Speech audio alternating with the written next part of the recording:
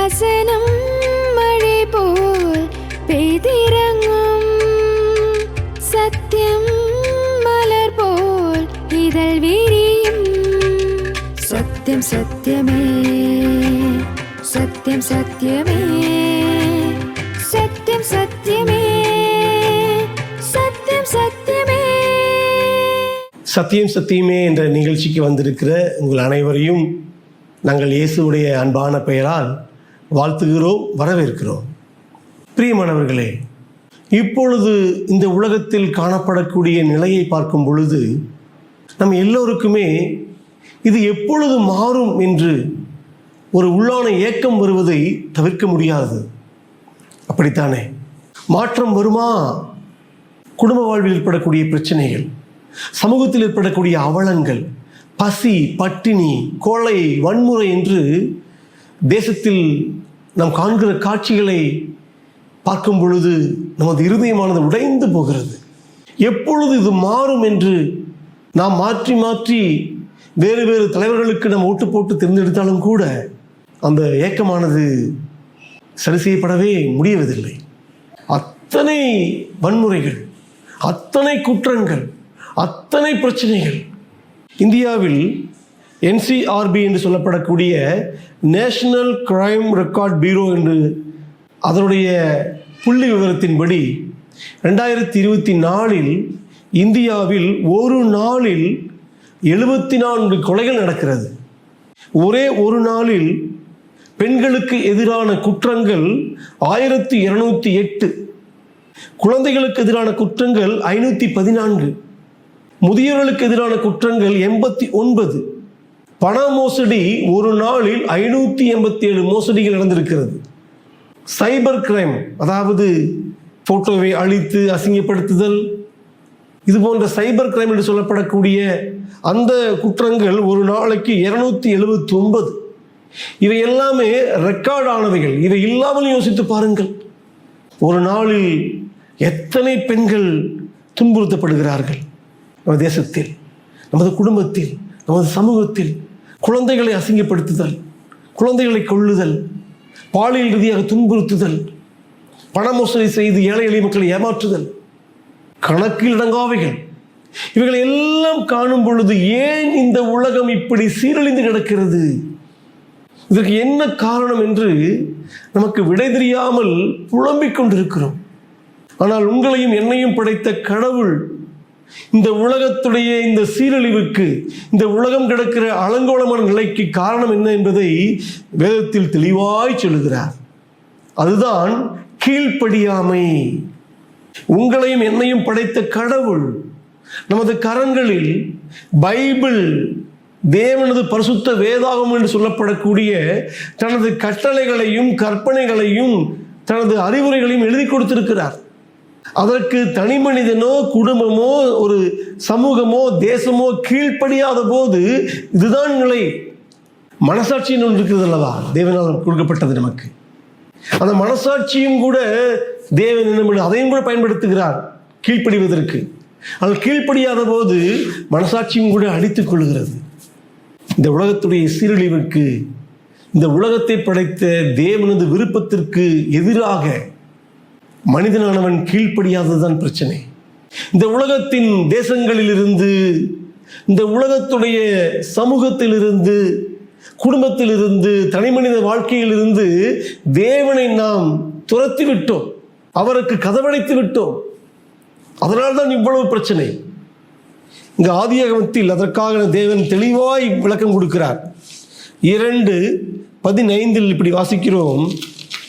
தேவனாகிய கர்த்தர் மனிதனை நோக்கி, நீ தோட்டத்தில் உள்ள சகல விருட்சத்தின் கனியையும் புசிக்கலாம், ஆனாலும் நன்மை தீமை அறியத்தக்க விருட்சத்தின் கனியை புசிக்க வேண்டாம், அதை நீ புசிக்கும் நாளில் சாகவே சாவா என்று கட்டளையிட்டார். தேவன் மனிதனுக்கு இது போன்று நிறைய கட்டளைகளை கொடுத்திருக்கிறார், இதை செய், இதை செய்யாதே என்று. ஆனால் மனிதன் என்ன செய்கிறான்? தேவன் புசிக்க கூடாது, சாப்பிடக்கூடாது என்று சொன்ன பழத்தை தேவன் சாப்பிடுகிறார். அங்கு பழம் சாப்பிடுறது பிரச்சனை இல்லை. தேவனுடைய வார்த்தையின் மேல் நம்பிக்கை இல்லாமல் தேவனது வார்த்தைக்கு கீழ்ப்படியாதது மிகப்பெரிய குற்றத்தை கொண்டு வருகிறது. அங்கு தேவன் சொல்கிறார், நீ சாகவே சாவா என்று. மனிதனுக்கு மட்டும் சாவல்ல, மனிதனுடைய வாழ்க்கையில் இருக்கிற சமாதானமும் செத்து போகிறது, சந்தோஷமும் செத்து போகிறது, தேவனோடு கொண்டிருக்கிற உறவும் செத்து போகிறது. நமது அமைதி, கணவன் மனைவிக்கிடையே இருக்கிற உறவு, சமூகத்தில் 2 குடிமகன்களுக்கிடையே காணப்படக்கூடிய உறவு எல்லாம் செத்து போகும் என்று தேவன் எச்சரிக்கிறார். அவர் சொன்னபடியே தேவனது வார்த்தை கீழ்ப்படியாத போது அதன் விளைவாகத்தான் இன்று நாம் காணப்படக்கூடிய உலகமானது செயல்படுகிறது. ஆகவே தேவனுக்கு விரோதமாக, கடவுளுக்கு விரோதமாக மனிதன் இது போன்ற கீழ்ப்படியாமை போன்ற பாவங்களை செய்யும் பொழுது தேவன் இந்த பூமியை சபிக்கிறார். ஆதியாகமம் 3:17 வாசிக்கிறோம், பூமி உன் நிமித்தம் சபிக்கப்பட்டிருக்கும். ஒரு சபிக்கப்பட்ட பூமியால் வாழ்வதுதான் இந்த பிரச்சனை. நீ உயிரோடு இருக்கும் நாளெல்லாம் வருத்தத்தோடு அதன் பலனை புசிப்பாய், அது உனக்கு முள்ளும் குறுக்கும் முளைப்பிக்கும். அது மட்டுமல்ல, நீ பூமியிலிருந்து எடுக்கப்பட்டபடியால் நீ பூமிக்கு திரும்ப மட்டும் உன் முகத்தின் வேர்வையால் ஆகாரம் புசிப்பாய், நீ மண்ணாய் இருக்கிறாய், மண்ணுக்கே திரும்புவாய்.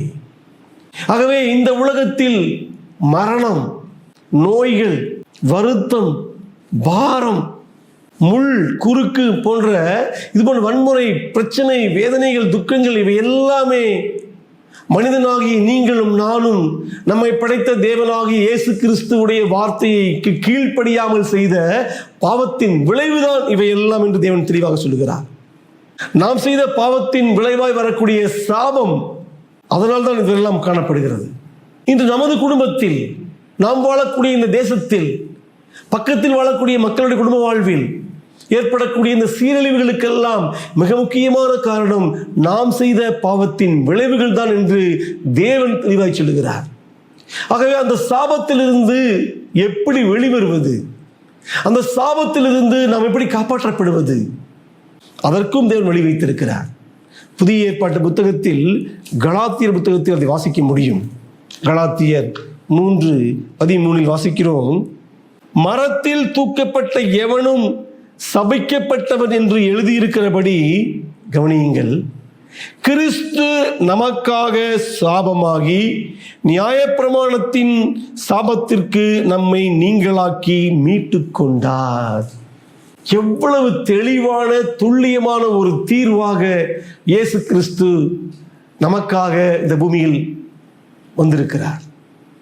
நாம் செய்த பாவத்திற்காக, நமது கீழ்ப்படியாமைக்காக வந்த சாபத்தை எல்லாம் இயேசு கிறிஸ்து என்ற தேவன் இந்த பூமியில் மனிதனாக பிறந்து அவர் தன்மேல் ஏற்றுக்கொண்டு நாம் அடைய வேண்டிய அந்த சாபத்தை, அந்த சிலுவையில் நாம் தான் ஆணிகள் அடிக்கப்பட்டவராக, ரத்தம் சிந்தின மக்களாக சாக வேண்டும், அந்த சாபத்தை அவர் தன்மேல் ஏற்றுக்கொண்டவராக நமக்காக அவர் சாபமாகி, நமது பாவத்திற்காக தேவன் நம்மேல் செலுத்தப்பட வேண்டிய அந்த கோபத்தை, அந்த தண்டனையை, அந்த சாபத்தை அவர் தன்மேல் ஏற்றுக்கொண்டு உங்களுக்காக, எனக்காக சிலுவையில் உயிரையே தந்து 3ஆம் நாளில் மரணத்தையும், நரகத்தையும், பாவத்தையும், சாபத்தையும் ஜெயித்து அவர் உயிரோடு எழுந்து இப்போதும் உயிரோடு இருக்கிறார். இதை யார் நம்புகிறார்களோ, ஆம் ஆண்டவரே, எனது வாழ்வில் காணப்படக்கூடிய பாவத்திற்கு, சாபத்திற்கு, இந்த சீரழிவிற்கு நான் தான் காரணம் என்று தனி மனிதனும், எங்களது சமூகத்தில், எங்களது நாட்டில் காணப்படக்கூடிய இந்த சீரழிவிற்கு, இந்த பாவத்திற்கு நாங்கள் தான் காரணம் என்று ஒரு தேசம், ஒரு சமூகம் இயேசுவிடத்தில் தங்களது பாவங்களை அறிக்கையிடுமானால் நிச்சயமாகவே இயேசு அந்த மனிதனுடைய சாபத்தை, பாவத்தை மன்னித்து அவனுக்கு ஒரு புது வாழ்க்கையை கொடுக்கிறார். இந்த பூமியின் சாபத்திலிருந்து, நாம் செய்த பாவத்தின் நிமித்தம் நமக்கு வந்த சாபத்திலிருந்து இயேசு கிறிஸ்து தனது இரத்தத்தையே சிந்தி நமக்கு அருமையான விடுதலையை கொடுக்கிறார், மீட்பை கொடுக்கிறார். இதை முழு மனதோடு நம்பும் பொழுது நாம் மீட்கப்படுகிறோம். ஆம், ஒரு முறை ஒரு தகப்பன் தனது அலுவலில் மிகவும் வேலைபளுவோடு கஷ்டப்பட்டு செய்து கொண்டிருந்தார். அப்பொழுது 3 வயது குழந்தையானது எப்பொழுதும் தொந்தரவு பண்ணிக்கொண்டே இருந்தது. அவர் எவ்வளவு முயற்சி செய்தும் அந்த பிள்ளையோட தொந்தரவிலிருந்து காப்பாற்றப்பட முடியவில்லை. உடனே அவர் செய்தார், இவ்வளவு பெரிதாக இருக்கிற ஒரு உலக வரைபடத்தை அவர் சுக்கு நூறாக கிழித்து குழந்தையிடத்தில் கொடுத்து, இது எல்லாவற்றையும் நீ சரியானபடி அந்த துண்டோடு இணைத்து சரியான துண்டோடு இணைத்து கொண்டு வா என்று அனுப்பிவிட்டார். எப்படியும் அந்த குழந்தை 2-3 மணி நேரம் கழித்து தான் வரும் என்று சந்தோஷத்தோடு வேலை செய்து கொண்டிருந்தார். ஆனால் ஒரு 10-15 நிமிடத்தில் குழந்தையை திருப்பி கொண்டு வந்து விட்டது. அருமையாய் அதை ஒழுங்கு செய்து இவருக்கு ஆச்சரியம் தாங்க முடியவில்லை, எப்படி செய்தா இதை என்று. ஆக அந்த குழந்தை சொன்னது, அப்பா, இந்த உலக வரைபடத்திற்கு பின்பாக இயேசுடைய முகம் இருந்தது. நான் அந்த இயேசுடைய முகத்தை நான் அழகாய் ஒருங்கிணைக்கும் பொழுது, அந்த முகத்தை நான் காண்பதற்காக காரியங்களை எல்லாம் செய்யும் பொழுது, இயல்பாகவே அதற்கு பின்பாக இருக்கிற உலகமானது அழகாய் அது வடிவமைக்கப்பட்டு விட்டது என்று சொன்னாலாம். பிரியமானவர்களே, இதற்கு பின்பாக ஒரு ஆவிக்குரிய உண்மை உண்டு. ஒவ்வொரு மனிதனும் தனது வாழ்வில், தனது இருதயத்தில், உள்ளான மனக்கண்களில் இயேசுவை சிலுவையில் அறையப்பட்டவராக, தனது பாவத்திற்காக சிலுவையில் மறித்து உயிரோடு எழுந்த அந்த இயேசுவை முழுவதுமாக சிலுவையில் அறையப்பட்டவராகவே கண்டு விசுவாசிக்கும் பொழுது, இயேசுவை தன் இருதயத்தில் பாவ மன்னிப்பின் இரட்சகராக ஏற்றுக்கொள்ளும் பொழுது, நம்பும் பொழுது, ஒரு மனிதன் அவன் சீராக்கப்படுகிறான்.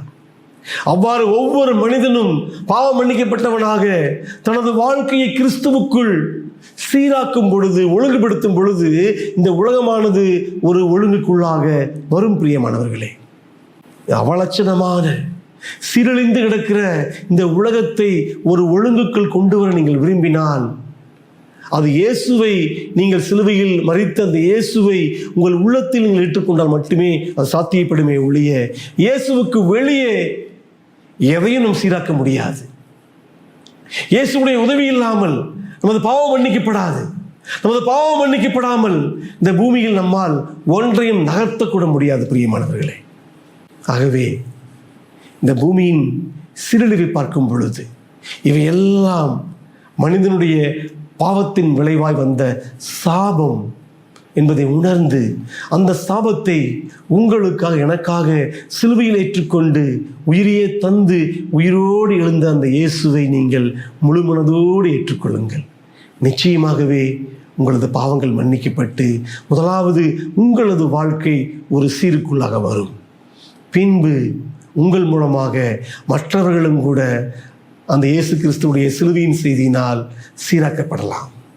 அப்படிப்பட்ட ஒரு சீரழிந்த ஒரு வாழ்க்கையானது ஒரு சீரான ஒரு வாழ்க்கைக்கு இயேசு கிறிஸ்து வழியாக இருக்கிறபடியினால் அந்த இயேசுவை உங்கள் இருதயத்தில் ஏற்றுக்கொள்ளுங்கள்.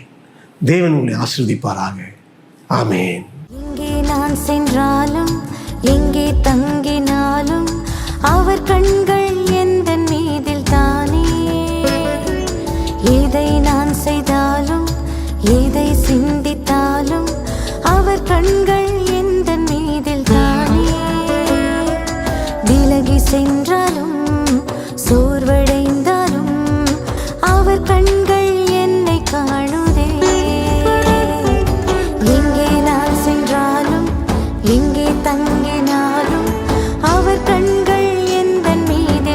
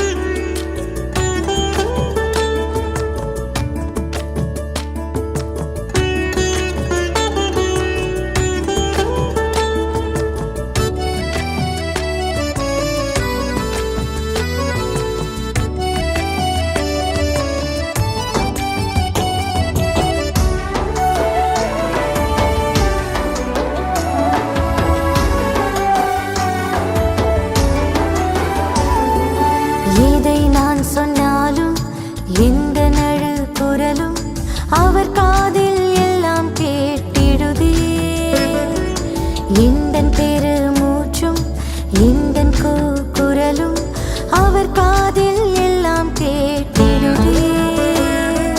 மற்றோர் சபித்தாலும் என்னை இகழ்ந்தாலும் அவர் கேட்பார் எந்தன் சத்தத்தை. எதை நான் சொன்னாலும் எந்த நழு குரலும் அவர் காதில் எல்லாம் கேட்டிடுதே. எந்தன் பெருமூச்சும் எந்தன் கூக்குரலும் அவர் காதில் எல்லாம் கேட்டிடுதே. மற்றோர் சபித்தாலும் என்னை இகழ்ந்தாலும் அவர் கேட்பார் எந்தன் சத்தத்தை. அந்த நினைவுமே இன்பமானதே, அவர் எனக்குத்தான் சிறு சாய்க்கின்றார். அவரின் பார்வை எந்தன் மீதே கண்டார் என்னையே. அவரின் சேவையும் எந்தன் சத்தம் கேட்கின்றதே. இன்பம் தான் இதே. சத்தியம் சத்தியமே நேயர்களாகிய உங்கள் யாவரையும் கர்த்தராகிய இயேசு கிறிஸ்துவின் நாமத்தினாலே இந்த நிகழ்ச்சிக்கு வாழ்த்தி வரவேற்கிறேன். மனிதன் தன்னுடைய வாழ்க்கையிலே அநேக நேரங்களிலே வாழ்க்கையினுடைய நோக்கம் என்ன என்பதை குறித்து தேடிக்கொண்டே இருக்கிறான். எதற்காக நாம் வாழுகிறோம், எதற்காக நாம் இந்த வேலைக்கு சேர்ந்திருக்கிறோம், எதற்காக நாம் திருமணம் முடிக்கிறோம், எதற்காக நம்முடைய வாழ்க்கையிலே நாம் சம்பாத்தியத்தை நாம் ஈட்டுகிறோம், அல்லது எதற்காக நாம் படிக்கிறோம் என்ற எல்லா காரியத்திற்கும் நோக்கமானது அவசியமாக இருக்கிறது. அந்த நோக்கம் ஒருவேளை மனிதனுக்கு புரியாமல் இருந்தால் நிச்சயமாகவே அவனுடைய வாழ்க்கையிலே எந்த ஒரு காரியத்தை அவன் செய்வதற்காக முயற்சி எடுத்தாலும் அந்த முயற்சியிலே முடிவிலே நாம் பார்க்கும் பொழுது அது அநேக நேரங்களிலே நோக்கமின்மையிலே இருக்கக்கூடியதான எல்லா விதமான முயற்சிகளும் தோல்வியிலே முடியக்கூடியதாக இருக்கும். நோக்கம் இல்லாமல் படித்தால் கடைசியிலே அவனுடைய வாழ்க்கையில் எந்த விதமான பிரயோஜனமும் இருக்காது. நோக்கம் இல்லாமல் ஒருவர் பிடிக்காத ஒரு வேலைக்கு சென்றால் அது நிமித்தமாக அவனுடைய வாழ்க்கையிலே ஒரு நிம்மதி இல்லாத ஒரு நிலை காணப்படும்.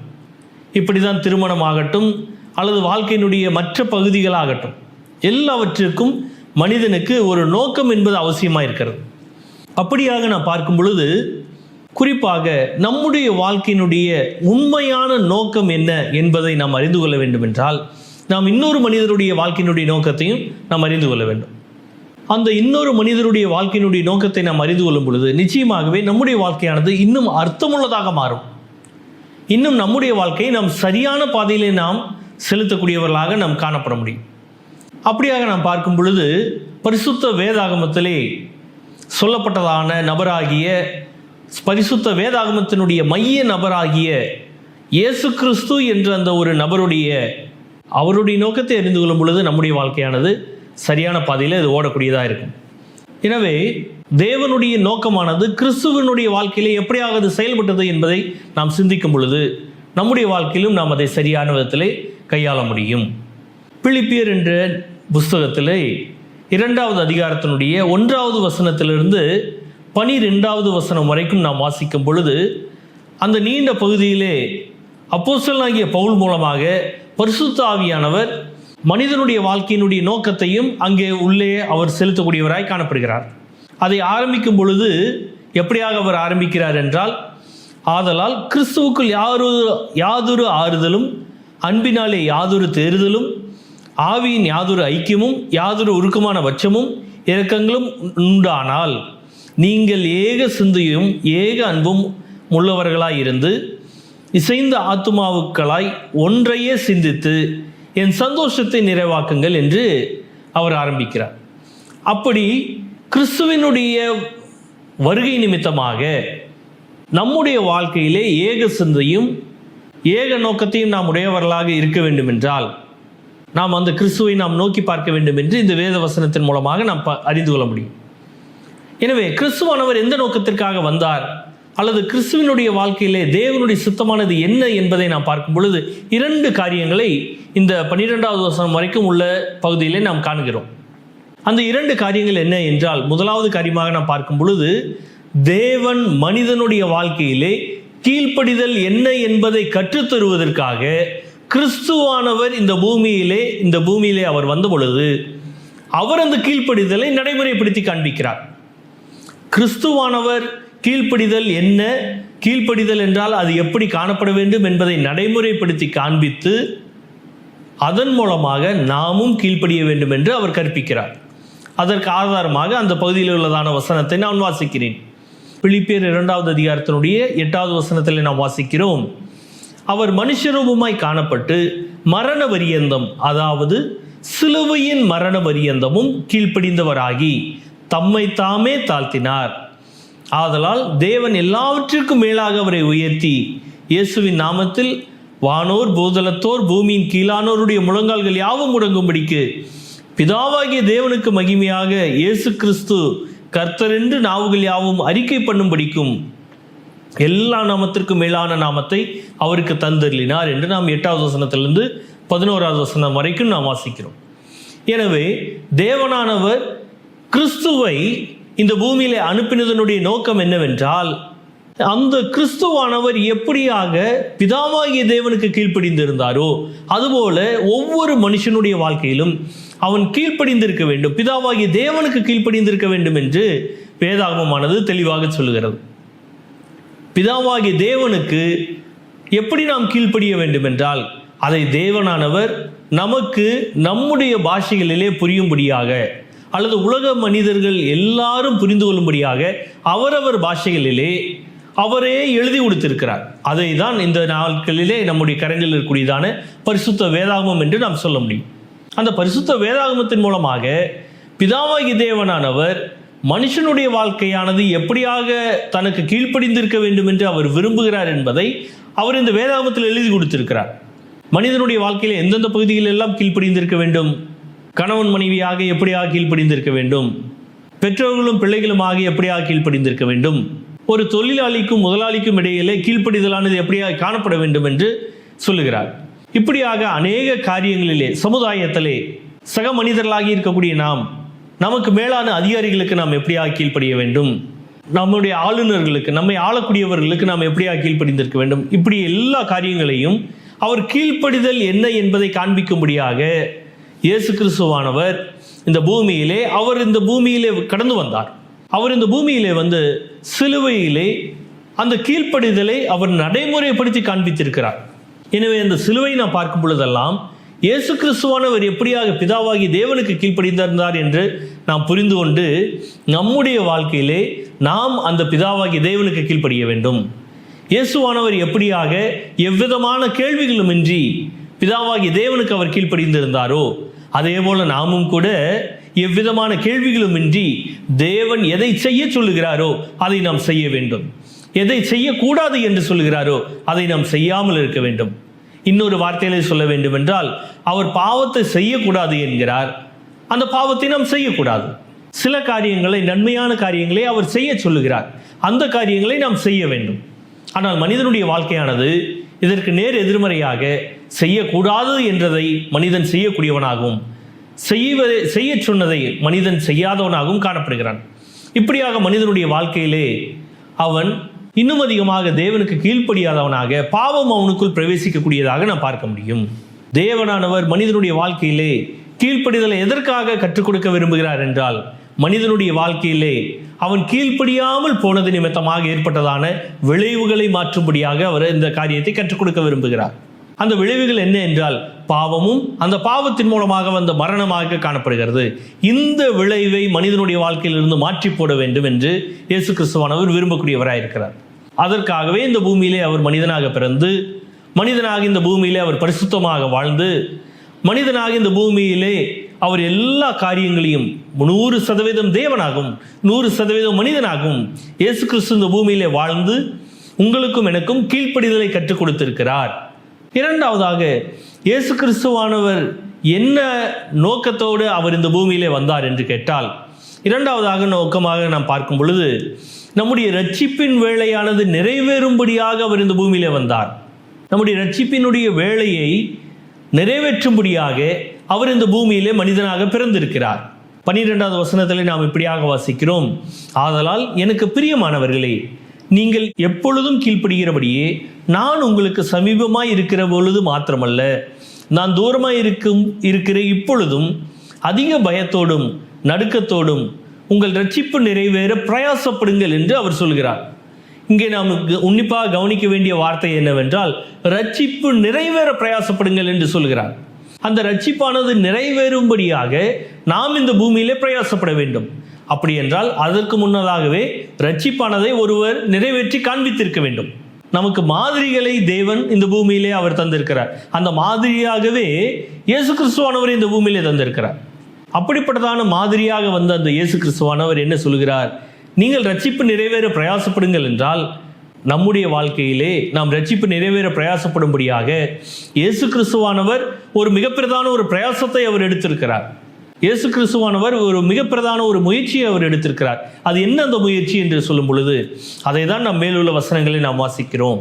அது என்ன என்றால், அவர் தேவனுக்கு சமமாய் இருப்பதை கொள்ளையாடின பொருளாக எண்ணாமல் தம்மை தாமே வெறுமையாக்கி அடிமையின் ரூபம் எடுத்தார் என்று நாம் வாசிக்கிறோம்.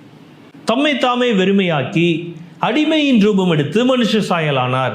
அப்படி என்றால் இயேசு கிறிஸ்துவானவர் இந்த பூமிக்கு வந்ததனுடைய காரியம் என்னவென்றால், ரட்சிப்பு நிறைவேறும்படியாக, அந்த ரட்சிப்பானது மனுஷனுடைய வாழ்க்கையிலே மனிதன் பெற்றுக்கொள்ள வேண்டும் என்பதற்காக இயேசு கிறிஸ்துவானவர் தன்னுடைய பங்கிலே அவர் என்னென்னலாம் செய்ய வேண்டுமோ அவற்றை எல்லாம் செய்து முடிக்கிறார்.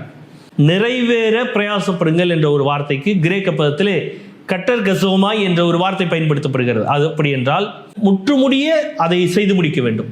அதற்கு மேலாக எந்த ஒரு காரியமும் இல்லை என்று சொல்வதற்கு ஏற்ப அந்த காரியங்களை செய்து முடிக்க வேண்டும். அப்படியாக இயேசு கிறிஸ்துவானவர் ரட்சிப்பை இந்த பூமியிலே அவர் நிறைவேற்றியிருக்கிறார். ரட்சிப்பை இப்படியாக மனிதன் ரட்சிக்கப்படும்படியாக தன்னுடைய முயற்சினாலே இதற்கு மேல் ஒன்று செய்ய முடியாது, செய்யவும் மனிதனால் கூடாது என்ற நிலையிலே இயேசு கிறிஸ்துவானவர் ரட்சிப்பை அவர் நிறைவேற்றியிருக்கிறார். இதற்கு மேலாக மனிதன் தன்னைத்தானே ரட்சித்துக் கொள்வதற்காக ஒன்றும் செய்ய வேண்டிய அவசியம் இல்லை. அவன் செய்ய வேண்டிய ஒரே காரியம் என்னவென்றால், அவன் தன்னுடைய வாழ்க்கையை இயேசு கிறிஸ்துவுக்கு அர்ப்பணிக்க வேண்டும். இதை கேட்டுக்கொண்டிருக்கூடிய எனக்கு பிரியமான மக்களே, நிச்சயம் உங்களுடைய வாழ்க்கையில நீங்கள் சிந்தித்து பாருங்கள். அந்த இயேசு கிறிஸ்துவானவர் உங்களுடைய வாழ்க்கையிலும் உங்களுக்கு நீங்கள் எப்படி தேவனுக்கு கீழ்ப்படிந்து பரிசுத்தமாய் வாழ வேண்டும் என்று அவர் கற்றுக் கொடுக்கிறார். அதற்கு முன்மாதிரியாக அவரே காணப்படுகிறார். இரண்டாவதாக, அந்த இயேசு கிறிஸ்துவானவர் இந்த பூமியிலே ரட்சிப்பு நிறைவேறும்படியாக அவர் பிரயாசப்பட்டார். அப்படி என்றால் நாமும் இந்த பூமியிலே ரட்சிப்பு நிறைவேறும்படியாக நாம் பிரயாசப்பட வேண்டும். ரட்சிப்பை நாம் பெற்றுக்கொண்டது நிமித்தமாக இயேசு கிறிஸ்துவானவர் கொடுத்த அந்த பாவ மன்னிப்பை நாம் பெற்றுக்கொண்டு நாம் இன்னும் அதிகமாக சந்தோஷத்தோடும் சமாதானத்தோடும் ரட்சிக்கப்பட்டவர்களாக, பாதுகாக்கப்பட்டவர்களாக, பாவத்திலிருந்து விடுதலை பெற்றவர்களாக நாம் இந்த பூமியில ஜீவிக்க வேண்டும். எனவே எனக்கு பிரியமானவர்களே, நீங்கள் சிந்தித்து பாருங்கள். உங்களுடைய வாழ்க்கையானது இந்த இயேசு கிறிஸ்துவின் மாதிரியின் மூலமாக, இயேசு கிறிஸ்துவின் மூலமாக நிச்சயமாக அது மாற்றப்படும். தேவன் தாமே உங்களை ஆசீர்வதிப்பாராக. ஆமென். சத்யம் சத்யமே, சத்யம் சத்யமே, சத்யம் சத்யமே.